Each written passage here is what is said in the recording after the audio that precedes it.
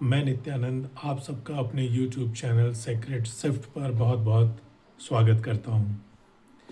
आज हम लोग अष्टावक्र गीता के प्रथम प्रकरण के 10 श्लोकों की संक्षिप्त में समीक्षा करेंगे। पर उससे पहले एक सामान्य सा प्रश्न मैं आप लोगों के सामने रखता हूँ कि जब कभी आप कोई भी काम को करने के लिए सोचते हैं, तो जब तक उस काम को करने के पीछे आपको इन प्रश्नों का उत्तर ना मिले कि उस काम को क्यों करना है और उस काम को करने के पश्चात क्या प्राप्त होगा, तब तक आपको यह समझ में नहीं आएगा कि इस काम को कैसे किया जाए।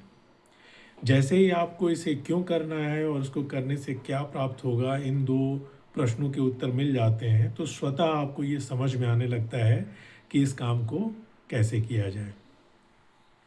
ठीक इसी तरीके से ये बहुत ज़रूरी है कि आपको स्वयं से यह प्रश्न पूछना पड़ेगा कि ये जो जीवन आपको मिला है, यह जीवन क्यों मिला है और इस जीवन से आपको क्या प्राप्त होगा।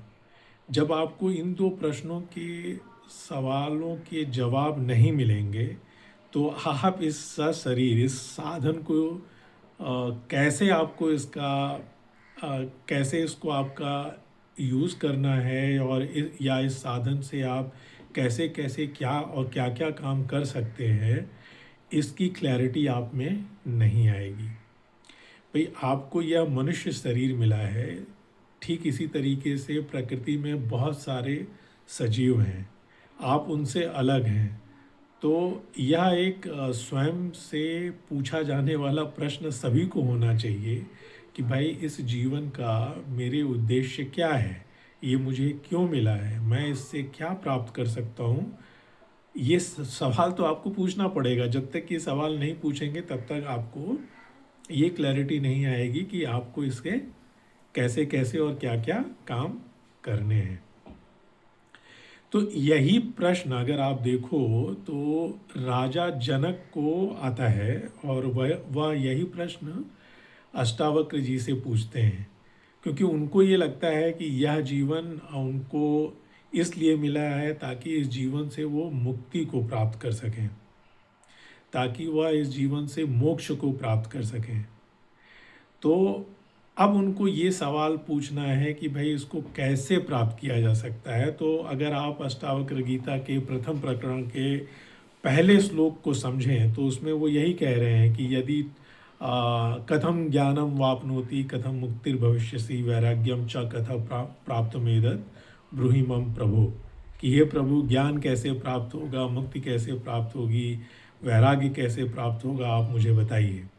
क्योंकि उन्हें लगता है कि जब आप इन तीनों प्रश्नों के सवाल आपको प्राप्त हो जाएंगे, तो स्वतः आपको जो है मोक्ष या मुक्ति प्राप्त हो जाएगी, या आपको इस शरीर से क्या क्या काम करने हैं या कैसे कैसे वो काम करने हैं, इसको समझने में आपको सरलता होगी। तो इसी प्रश्न को अष्टावक्र जी जब सबसे पहले राजा जनक को समझाते हैं या उनको बता रहे हैं, उनके प्रश्न का उत्तर जब वो देना शुरू करते हैं, तो सबसे पहला वो ये बताते हैं कि भाई, इस शरीर का जीवन कैसा होना चाहिए। तो वो कहते हैं, मुक्तिर्मिक्षसि चित्तात विषयान विश्वत्यज क्षमार सुवदिया तोषम पीयूषवद भज। तो उनका पहला जो उत्तर है उनको, वो ये है कि अगर तुम मुक्ति की इच्छा रखते हो, तो ये जो सांसारिक विषयों के भोग का जो तुम्हारी उसके प्रति जो तुम्हारी इच्छा बनी हुई है, उसको आपको त्यागना पड़ेगा। तो जो ये विषयों में आपकी आसक्ति है कि मुझे ये पहनना है, ऐसा दिखना है, वैसा दिखना है, ये खाना है, या भौतिक सुख साधन के ये सब चीज़ें हमें व्यवस्थित करनी है, जब आप ये आपको प्राप्त करना आपका उद्देश्य नहीं होना चाहिए। ऐसा नहीं होना चाहिए कि इसके बगैर आपका ये जीवन, ये शरीर आगे नहीं बढ़ सकता। तो कह रहे हैं, मुक्तिर्मिक्षसि चित्तात विषयान विश्वत्यज। तो इनको जो है विष के समान समझकर इनका त्याग कर दो। फिर वो कहते हैं क्षमार्च वद्या तोषम पीयूषवत भज, क्षमा, अर्चना, सरलता और संतोष को अमृत समान समझकर उसका अभ्यास करो। तो ये पहला उनको उत्तर जाता है कि इस शरीर को आपको कैसे इसके संसाधन को आगे बढ़ाना है। और फिर अगर आप देखो तो क्रमशः वह यही समझाने का प्रयास कर रहे हैं ताकि जो इस शरीर के प्रति जो आपकी आसक्ति बनी हुई है, इस शरीर के प्रति आपका जो अटैचमेंट बना हुआ है और इस शरीर से जो आपने यह संसार को अपना मान बैठा है, उससे आपका भ्रम टूटे।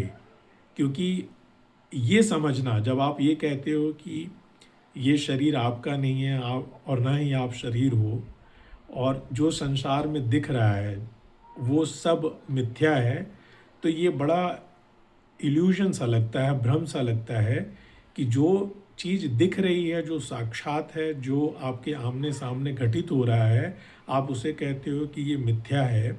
और जो चीज़ आपको दिख नहीं रही है, समझ में नहीं आ रही है, यानी साक्षी चैतन्य आत्मा की जब हम बात कर रहे हैं, उसे ही आप परम सत्य कह रहे हो। तो ये विरोधाभास सा प्रश्न लगता है एक स्वयं को जानने के इच्छुक व्यक्ति के लिए। तो इसको भी वह सरल करते हुए समझाते हैं कि ये जो शरीर है, अगर अनित्य है, अगर ये नष्ट हो जा रहा है, अगर संसार में जो कुछ भी आप देख रहे हो, प्रकृति में जो कुछ भी आप देख रहे हो, जो कि फिजिकल फॉर्म में अवेलेबल है, वो सब नष्ट हो जाने वाले हैं। वो जो परमानेंट है नहीं, जो हमेशा बना रहने वाला है नहीं, तो वो परम सत्य तो नहीं हो सकता।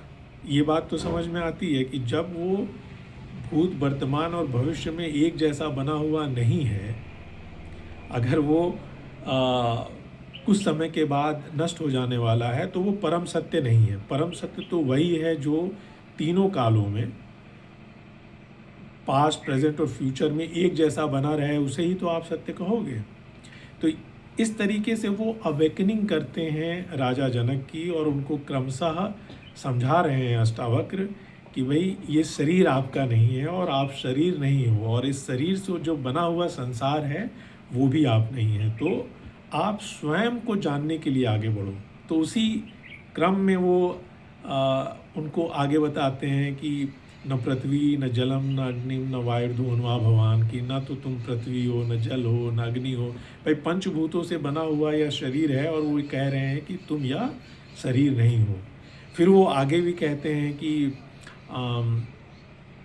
न त्वम विप्रादिको वर्णो, मतलब ये आप समझिए कि वो इस संसार में, मतलब जो हम अपने आप को जातियों से, संप्रदायों से, धर्मों से जो ये भ्रमित करते हैं कि आप हिंदू, मुस्लिम, सिख, ईसाई, इस तरीके के तमाम जो धर्म हैं, ये धर्म नहीं, ये मतलब ये धर्म नहीं है, ये आप वो नहीं हो जिसके लिए आप बने हो।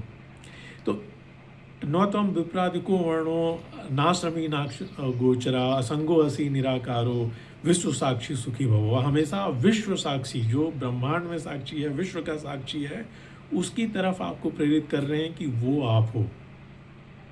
फिर वो अपने 10वें श्लोक में अगर आपको ध्यान हो, वो बोलते हैं कि आपको यह संसार ठीक वैसे ही प्रतीत हो रहा है जैसे अंधकार में रस्सी में कभी कभी सांप के होने का भ्रम बन जाता है।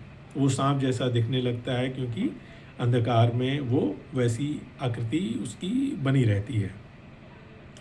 तो इन सभी को वो एक तरीके से ये क्रमशः राजा जनक को समझाते चले जा रहे हैं प्रथम प्रकरण में कि हे राजन, आप यह शरीर नहीं हो, आप इस शरीर से जुड़े हुए जो संसार है वो भी नहीं हो। आपको अगर स्वयं को जानना है तो आप एक साक्षी चैतन्य भाव में स्वयं के अंदर स्थिर हो जाओ। यह शरीर जो साधन मिला हुआ है, इस साधन में भी आप साक्षी भाव में चले जाते हो, एक साक्षी चैतन्य भाव में रखते हो, तो आप देखोगे कि जो भी ये शरीर के थ्रू व्यवहार आपके हो रहे हैं, उनके आप उनमें भी सुधार आ जाएगा, और आप क्षमा, अर्चना, सरलता, इन सब अभ्यासों को अपने जीवन में, संतोष को अपने जीवन में धारण करके आप अपने स्वयं को जानने की या मुक्ति को प्राप्त करने की, मोक्ष को प्राप्त करने की यात्रा को शुरू कर सकते हो। तो आपने देखा इसमें दो तीन चीज़ें हैं। पहली चीज़ कि हर एक मनुष्य को, हर एक जीव को मनुष्य योनि में जो है उसे यह प्रश्न पूछना चाहिए कि भाई उसको ये जीवन क्यों मिला है और वह इस जीवन से क्या प्राप्त करना चाहता है। यहाँ पर क्या है, इन दोनों प्रश्नों के जवाब तो उसे अंततोगत्वा मिलेंगे कि भाई उसे मुक्ति को प्राप्त करना है और इसीलिए ये जीवन मिला है, पर कैसे वहाँ तक की यात्रा को तय करना है ये हर एक इंडिविजुअल, हर एक व्यक्ति की अपनी स्वयं की यात्रा है। वह एक समान सभी के लिए नहीं हो सकती है। एक साधु संत का जीवन जीने वाले व्यक्ति को यह कैसे प्राप्त करना है उसका एक रास्ता अलग हो सकता है। एक संसार में जन्मे व्यक्ति को जिसे अपना एक व्यवहार भी निभाना है और उसको निभाते हुए आगे बढ़ना है, उसकी यात्रा अलग हो सकती है। एक शासक की यात्रा अलग हो सकती है, जिसे संपूर्ण देश को, राज्य को चलाना है, उसकी यात्रा अलग हो सकती है। एक विद्वानों के बीच में पले बड़े व्यक्ति की यात्रा अलग हो सकती है। तो आप देखोगे और जीवन में और बीते कालों में ऐसे बहुत से उदाहरण हैं जहाँ पर मुक्ति, मोक्ष को प्राप्त करने वाले कई लोग हैं जिनकी अपनी अपनी यात्रा है, अपना अपना उसको प्राप्त करने का साधन बना है। लेकिन उनमें ये भाव बड़ी समानता से आप पाओगे कि सभी ने, जो वो कह रहे हैं कि मुक्तिर्मिच्छसि चित्तात् विषयान विश्वत्यज क्षमार्चवद्या तोषम पीयूषवज।